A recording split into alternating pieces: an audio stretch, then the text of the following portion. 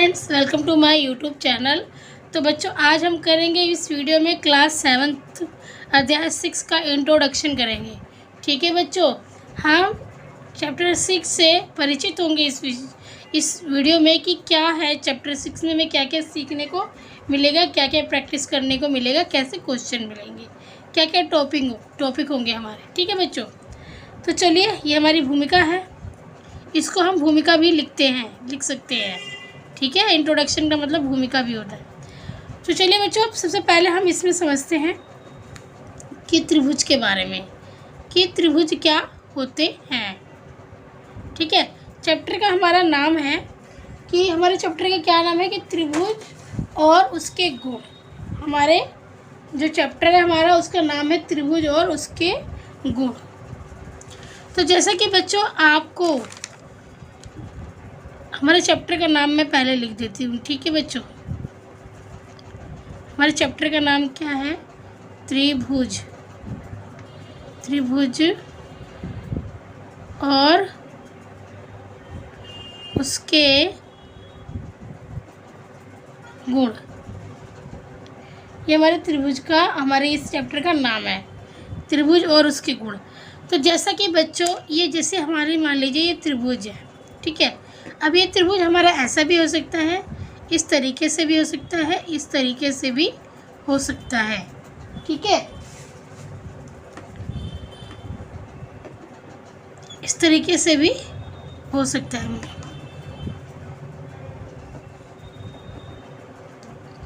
ठीक है, तो बच्चों देखो, त्रिभुज त्रिभुज का मतलब क्या हुआ? त्रिभुज मतलब तीन भुजाओं वाला, जैसे कि एक भुजा, दो भुजा और ये तीन भुजा। त्रिभुज का मतलब क्या है?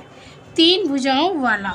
ठीक है, अब ये त्रिभुज चाहे इस तरीके से हो, चाहे इस तरीके से हो, चाहे इस तरीके से हो, चाहे ऐसे हो,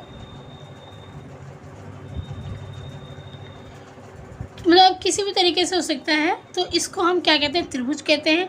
और इसकी तीन भुजाएं होती है, जिससे एक, दो और ये तीन, एक, दो और ये तीन, एक, दो और तीन। जिस त्रिभुज में, जिस आकार में तीन भुजाएं होंगी, तो वो हमारा क्या होता है? त्रिभुज होता है। ठीक है बच्चों, तो सबसे पहले तो हमने त्रिभुज को समझा। ठीक है,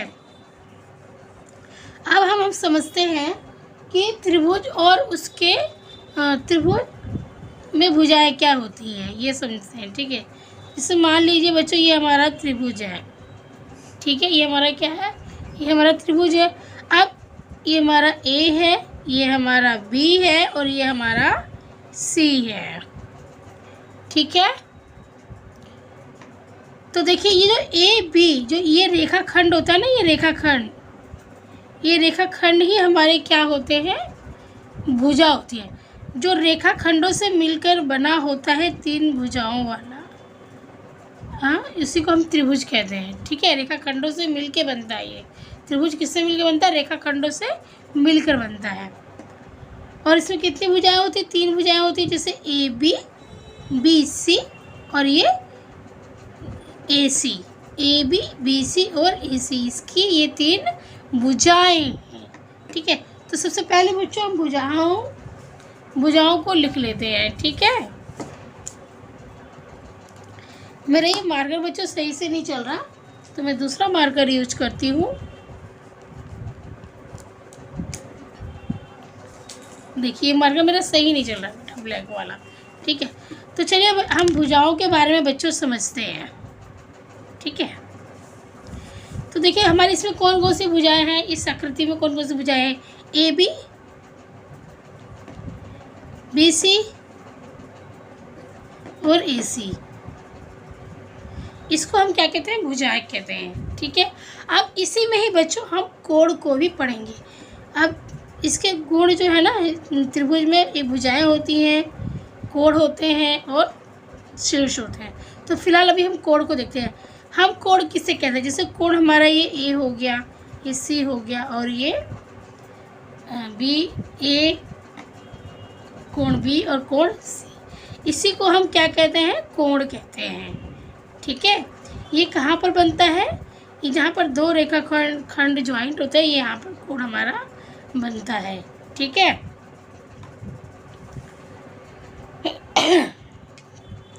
तो देखिए इसमें जैसे कि हमारा ये बी कोण है, ये हमारा बी कोण है, तो इसे हमें बीच में लिखना होता है। हम इसको किस तरीके से लिखेंगे, कोण ए बी सी, कोण, ये हमारा कोण का निशान है, कोण ए बी सी। अब देखिए कोण हमें बी को बताना है, बी को बताना है, तो बी को हम क्या करेंगे, बीच में रखेंगे। ठीक है, अब जैसे कि कोण सी मुझे आप लोगों को कहना है कि कोण सी, तो कोण सी को किस तरीके से हम लिखेंगे, हम लिखेंगे कोण बी ए सी, कोण बी ए सी। ए कोण को मैं कह रही हूँ यहाँ पे, मैं ए कोण को बताना चाहती हूँ, तो कोण मेरा ए जो है वो बीच में आएगा। ठीक है, जिस कोण को भी बच्चों हम बताना चाहते हैं उसे हमें क्या करना होता है, बीच में लिखना होता है। अब जैसे सी कोण को अगर हमें लिखना है हम किस तरीके से लिखेंगे, कोण ए सी बी। ठीक है, हमें सी को हमें क्या करना है, सी को बताना है, तो हम सी को क्या करेंगे, ऐसे बीच में लिखेंगे। ठीक है, जिस चीज़ को भी आपको पॉइंट आउट करना होगा तो उससे क्या करोगे, आप बीच में लिखोगे। अब ये आगे पीछे आप कर सकते हो, इसको आगे कर सकते हो, इसको पीछे कर सकते हो, बी सी ए भी हो सकता है, ये उससे कोई फ़र्क नहीं पड़ता है। इसको आप आगे पीछे इसका स्थान चेंज कर सकते हो आप। ठीक है, ये बी और ए का स्थान चेंज कर सकते हो, सी हमारा बीच में ही रहना चाहिए। ठीक है, तभी इसको कोण हम सी बोलेंगे। तो इतना समझ में आया बच्चों आपको। अब हम पढ़ते हैं त्रिभुज में एक चीज़ और होती है बच्चों, शीर्ष, शीर्ष। ठीक है, त्रिभुज में एक चीज़ और होती है, शीर्ष। तो देखिए अब हम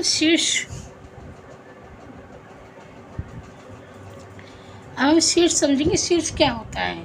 ठीक है, तो देखिए बच्चे शीर्ष हमारा क्या होता है, जहाँ पर ये दो, ये जो ये रेखाखंड होते हैं ना, दो रेखाखंड जहाँ पर ये मिलते हैं, दो रेखाखंड जहाँ पर मिलते हैं, इसी को हम शीर्ष कहते हैं। ठीक है, इसी को हम शीर्ष कहते हैं। जैसे कॉर्नर होगा ना, कोने, जितने भी कोने, 1 2 3 कोने हैं ना, तो इसी को हम शीर्ष कहते हैं, जहाँ पर दो रेखाखंड जो होता है मिलता है, जॉइंट होता है।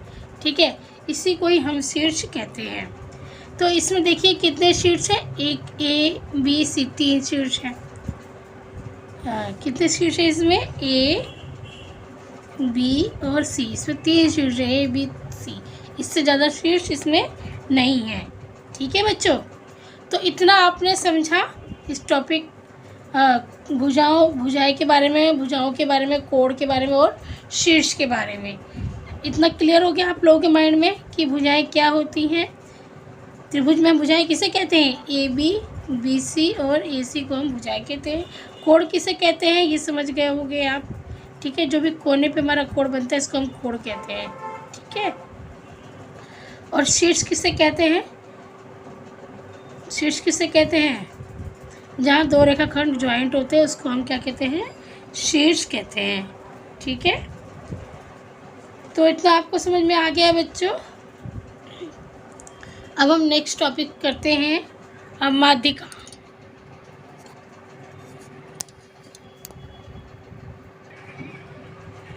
तो बच्चों अब हम किस टॉपिक पे बात करेंगे, माध्यिका के बारे में हम समझेंगे। तो देखिए बच्चों, जैसे किसी भी त्रिभुज में जब शीर्ष से कोई भी ऐसे लंब होता है, ठीक है, तो इसको हम क्या कहते हैं, इसको हम कहते हैं माध्यिका। यही हमारी माध्यिका होती है। ठीक है, जब शीर्ष से कोई भी लंब डाला जाता है तो इसी को हम क्या कहते हैं, लंब नहीं, इसको हम माध्यिका बोलेंगे बच्चों। ठीक है, इसको हम क्या बोलेंगे, माध्यिका बोलेंगे। ठीक है, और यहाँ पर 90 डिग्री का कोण बनता है, इसलिए मैंने लंब बोल दिया। ठीक है बच्चों, तो माध्यिका जो होती है ना, वो ये इनको दो बराबर हिस्सों में बांटती है। माध्यिका का क्या काम होता है कि इनको दो बराबर हिस्सों में बांटती है। ठीक है, माध्यिका का मेन पॉइंट ये कि ये एक रेखा को दो बराबर हिस्सों में बांट देती है और यहाँ पर हमारा 90 डिग्री का कोण बनता है। ठीक है, और एक त्रिभुज में, जैसे कि एक त्रिभुज में कितनी माध्यिकाएं आप डाल सकते हो, कितनी माध्यिकाएं हो सकती हैं, जैसे कि मान लीजिए यहाँ से हम जैसे मान लीजिए यहाँ से हम जैसे यहाँ से हम इस शीट से हम यहाँ पर माध्यिका डाल सकते हैं। तो ये इसको और इसको दो बराबर हिस्सों में बांट देगी, ठीक है। और इस शीट से हम यहाँ पे माध्यिका बना सकते हैं, ठीक है। अब इस शीट से यहाँ माध्यिका बना सकते हैं। माध्यिका हमेशा शीट से ही मतलब कोने से ही डाली जाती है, कोने से ही हम माध्यिका हम खींचते हैं, ठीक है बच्चों। समझ में आ गया? ये कोना था हमारा, यहाँ कोना था, यहाँ कोना था। तो देखिए एक माध्यिका हमारी ये है और एक माध्यिका हमारी ये है और एक माध्यिका हमारी ये है, ठीक है। ये हमारी माध्यिका हो गई, ये माध्यिका हो गई और ये हमारी माध्यिका हो गई। तो एक त्रिभुज में हमने कितने माध्यिका खींच ली? 3 माध्यिका। तो एक त्रिभुज में बच्चों हम 3 माध्यिका खींच सकते हैं, ठीक है। इतना बात समझ में आ गया आपको? एक त्रिभुज में हम 3 माध्यिकाएं कम से कम खींच सकते हैं, ज़्यादा से ज़्यादा, ठीक है। और देखिए ये माध्यिका जहाँ भी हम खींच रहे हैं, जैसे यहाँ से मैंने यहाँ पर डाला तो ये इस रेखा को, इस भुजा को ये 2 बराबर हिस्सों में बांट देगी, ठीक है। माध्यिका का मेन गुण ये, ओके। जैसे कि इस शीट से मैंने यहाँ पर माध्यिका खींची तो ये इसको 2 बराबर हिस्सों में बांट देगी, ठीक है। इससे मैंने इस पर खींचा माध्यिका तो ये इस रेखा को 2 बराबर हिस्सों में बांट देगी, ठीक है। तो ये होता है हमारा माध्यिका, जो जहाँ पर भी माध्यिका हम डालेंगे, जिस भुजा पे भी, जिस रेखा पे भी, तो ये 2 बराबर हिस्सों में बांट देती है। और जहाँ पर माध्यिका होती है वहाँ पर क्या होता है? 90 डिग्री का कोण बनता है, ठीक है बच्चों। तो ये हमारी होती है माध्यिका। तो ये अभी तो आपने माध्यिका के बारे में समझा, ठीक है। अब आप समझोगे बच्चों शीर्ष लंब के बारे में, ठीक है। अब किसके बारे में समझोगे? शीर्ष लंब के बारे में समझोगे।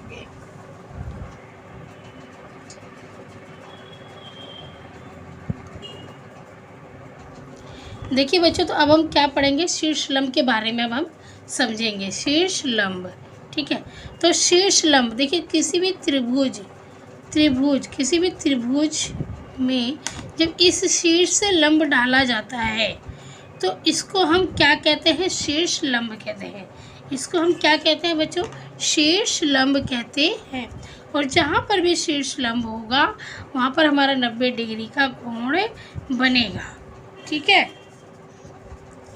तो ये शीर्ष लंब है, ये माध्यिका नहीं है। इसको हम माध्यिका नहीं बोल सकते, इसको हम शीर्ष लंब बोलेंगे। क्यों? क्योंकि देखिए माध्यिका जो होती है वो जहाँ पर भी माध्यिका डाली जाएगी वहाँ पर वो उस रेखा को वो 2 बराबर हिस्सों में बांट देती है। लेकिन शीर्ष लंब ऐसा कुछ भी नहीं है। शीर्ष लंब किसी भी रेखा को 2 बराबर हिस्सों में नहीं बांटता, ठीक है। तो देखिए जैसे कि मैं एक और एग्जांपल से आपको बताती हूँ। जैसे मान लीजिए ये हमारा त्रिभुज है, ठीक है।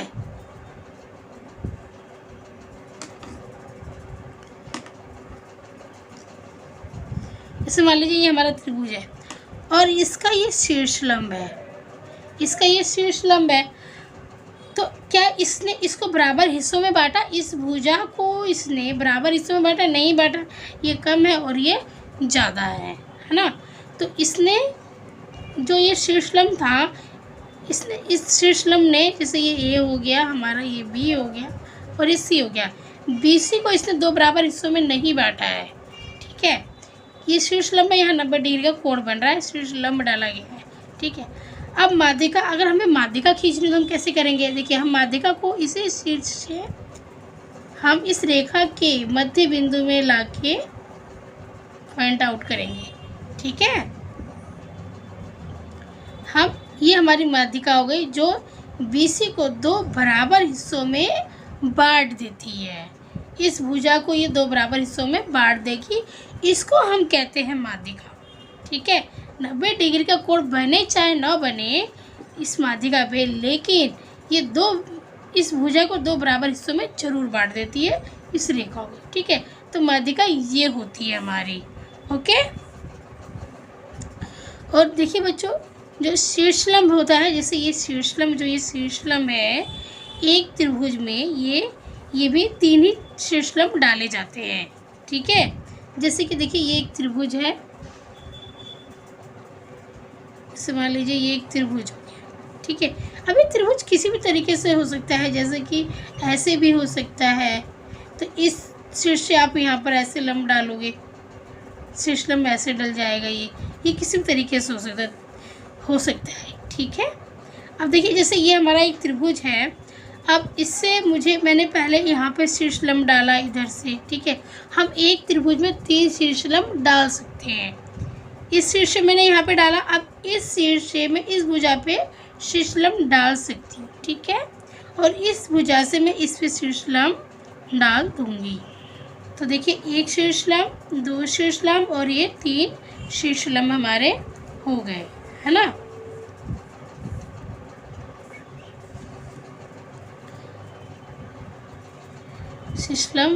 जो शीर्षलंब है हमारा वो भी तीनों ही शीर्ष से मिलकर बना है, तीनों शीर्ष से बना है ना। इस शीर्ष से लंब डाला गया, इस शीर्ष से लंब डाला गया, इस वाले शीर्ष से लंब डाला है। तो जो शीर्षलंब है वो शीर्ष से ही बनता है, शीर्षों से। ये जो शीर्ष है हमारे इन्हीं से बनता है। शीर्ष मीन्स ये कॉर्नर जहाँ 2 रेखाएं मिल रही हैं। ठीक है, इन्हीं से ही हमारा शीर्षलंब बनता है। ठीक है, और शीर्षलंब में क्या होता है, 90 डिग्री का कोण बनता है। ठीक है, 90 डिग्री का एंगल बनता है। ये किसी भी रेखा को तो बराबर हिस्सों में नहीं बांटता, लेकिन जो माध्यिका होती है वो किसी भी रेखा को 2 बराबर हिस्सों में जरूर बांटती है। ठीक है, तो इतना समझ में आ गया आपको। अब हम नेक्स्ट करते हैं। अब हमारा नेक्स्ट पॉइंट है बच्चों, हम पॉइंट वाइज समझेंगे। ठीक है, तो आपको भी स्टेप बाय स्टेप आसानी से समझ में आएगा। अब हम समझते हैं त्रिभुज के बाह्य कोण। त्रिभुज के ये बाह्य है बेटा। ठीक है, बाह्य कोण एवं उसके गुण। ठीक है, गुण और बाह्य कोणों के बारे में हम बात करेंगे अभी। ठीक है, तो देखिए बच्चों त्रिभुज के बाह्य कोण। अब बाह्य कोण कैसे होते हैं, जैसे कि ये हमारा त्रिभुज है। ठीक है, ये हमारा त्रिभुज है, तो जो ये इसके अंदर ये जो कोण बन रहे हैं ना बच्चों, ये इसके अंदर बने हैं, इनको तो हम अंतः कोण कहते हैं। ठीक है, इनको हम अंतः कोण बोलते हैं।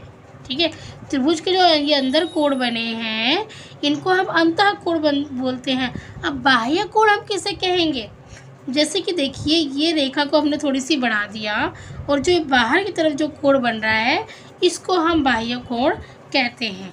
जैसे मान लीजिए इस रेखा को इधर बढ़ा दिया तो जो इधर बनने वाला कोण होगा वो बाह्य कोण कहलाएगा। जो इस रेखा को हमने इधर बढ़ा दिया तो जो इधर ये कोण बन रहा है ये बाह्य कोण कहलाएगा। जैसे मान लीजिए इस रेखा को मैंने इधर बढ़ाया तो जो इधर ये कोण बन रहा है ये हमारा बाह्य कोण हो जाएगा। इस रेखा को इधर बढ़ाया तो जो इधर कोण बन रहा है ये हमारा बाह्य कोण हो जाएगा। ठीक है, और इस त्रिभुज को इधर, इस रेखा को इधर बढ़ाया मैंने तो इधर जो ये कोण बन रहा है ये हमारा बाह्य कोण कहलाएगा। मतलब ये त्रिभुज के बाहर वाला हमारा बाह्य कोण कहलाता है। तो इतना समझ में आ गया बच्चों। ठीक है, अब हम त्रिभुज के बाह्य कोण तो हमने समझ लिए, अब हम क्या उसके गुण के बारे में समझेंगे। ठीक है, उसके गुण के बारे में चर्चा करेंगे। तो देखिए त्रिभुज के जो गुण के बारे में चर्चा करेंगे तो देखिए इसमें क्या है, त्रिभुज का जो बाह्य कोण होता है वो उसके सम्मुख 2 अंतः कोणों के योग के बराबर होता है। ठीक है बच्चों, समझ में आया। जो ये इसका बाह्य कोण होगा त्रिभुज का वो 2 सम्मुख अंतः कोणों के योग के बराबर होगा। ठीक है बच्चों,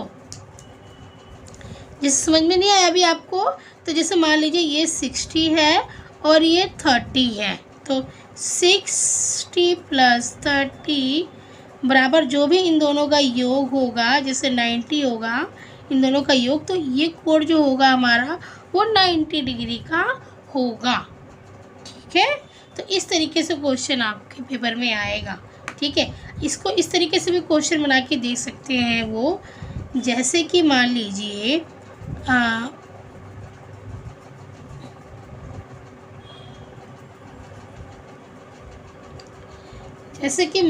बच्चों, जैसे कि ये बाह्य कोण दे देंगे 90 डिग्री का और ये दे देंगे 30 डिग्री का, और ये कोण आपको निकालना होगा। ठीक है, ये कोण क्या होगा, आपको निकालना होगा। ठीक है, तो आप इसको कैसे करोगे, इसको ऐसे करोगे। आप देखिए, ये मान लीजिए हमारा x है। ठीक है, तो 30 प्लस में x बराबर में 90 डिग्री। x हमें निकालना है, तो x को हम यहीं छोड़ देंगे, और 90 माइनस में 30 डिग्री, इधर आ गया 30 हो गया, तो x बराबर में 90 में से 30 गया तो कितना बचेगा, 60 डिग्री। तो ये हमारा जो कोण आएगा कितने का आएगा, 60 डिग्री का आ जाएगा। तो इस तरीके से आपके पेपर में ये क्वेश्चन बन के आ सकता है। ठीक है, तो अभी तो हमने पढ़ा त्रिभुज के बाह्य कोणों के बारे में, अब हम पढ़ेंगे इसके अंतः कोणों के बारे में। ठीक है बच्चों, अब हम अंतः कोण के बारे में पढ़ेंगे। ठीक है, त्रिभुज के अंतः कोण। ठीक है, तो देखिए अंतः कोण त्रिभुज के कौन से होते हैं बच्चों। जैसे कि ये जो अंदर कोण बनते हैं ये हमारे क्या होते हैं, अंतः कोण होते हैं। ठीक है, त्रिभुज के अंदर बनते हैं वही हमारे अंतः कोण होते हैं, है ना। अब ये त्रिभुज जो है आपका इस तरीके से भी हो सकता है, इस तरीके से भी हो सकता है, इस तरीके से भी हो सकता है, लेकिन योग सबका क्या होगा, बराबर ही होगा, 180 डिग्री ही होगा। और 3 कोण इसमें बनेंगे तीनों में ही। ठीक है, 3 भुजाएं हैं तो 3 कोण बनेंगे। अच्छा, एक चीज़ और है, आपको एक खास गुण पता होना चाहिए कि त्रिभुज के ये तीनों कोणों का योग जो है 180 डिग्री होता है। कोण मान लीजिए 1 है, ये 2 है, ये 3 है, तो हमारा एक कोण 1 प्लस कोण 2 प्लस कोण 3, इसका योग कितना होगा, 180 डिग्री होगा। चाहे बेशक यहाँ कोण हमें दिए हुए हैं 60 30, लेकिन इनका योग जो होगा 180 डिग्री होगा। तो इसी पर आधारित बच्चों आपको क्वेश्चन आपके पेपर में आ सकते हैं और बुक में होंगे। ठीक है, जैसे कि मान लीजिए 2 कोण दे दिया, ये एक दे दिया 30 डिग्री और दूसरा हमें नहीं दिया है, दूसरा x है हमारा। ठीक है, और प्लस ये दे दिया 30 डिग्री बराबर में 180 डिग्री। तो 2 कोण दे दिया, एक कोण नहीं दिया। अब आपको एक कोण निकालना है, तो आप कैसे निकालोगे, इन दोनों को प्लस कर दोगे, 30 और 30 60 डिग्री हो गया, प्लस में x बराबर 180 डिग्री। फिर x हमें निकालना है तो हमें x को यहीं रहने देंगे, फिर 180 माइनस में 60 डिग्री, तो 180 में से 60 को हम घटा देंगे तो कितना आएगा, कितना आ जाएगा हमारा 120 डिग्री। ठीक है बच्चों, कितना आ जाएगा, 120 डिग्री आएगा हमारा। इस कोण जो हमारा x नहीं दिया था ना, इसका हमारा 120 डिग्री आ जाएगा। तो इस तरीके से क्वेश्चन बन के पेपर में आते हैं इन टॉपिकों पर। ठीक है, तो ये मैंने सिर्फ समझाया है आपको। आगे और भी टॉपिक हैं जो नेक्स्ट वीडियो में बनाऊंगी बच्चों, वीडियो बहुत लंबी हो जाएगी। तो आज के लिए इतना ही। वीडियो कैसी लगी, अगर अच्छी लगी है तो प्लीज़ वीडियो को लाइक कीजिए, सब्सक्राइब कीजिए, चैनल पर नए हैं तो बेल आइकन पर प्रेस कर लीजिए, ताकि जब भी वीडियो अपलोड होती है तो सबसे पहले आपके पास नोटिफिकेशन पहुंच जाए।